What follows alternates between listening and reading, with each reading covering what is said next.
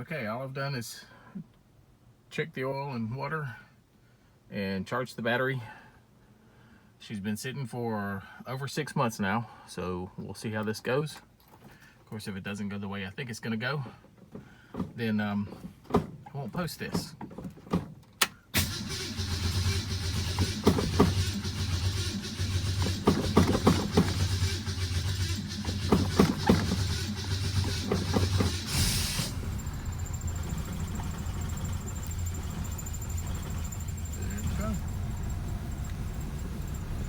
Had to get gas to the carburetor, but once I was there, she started right up.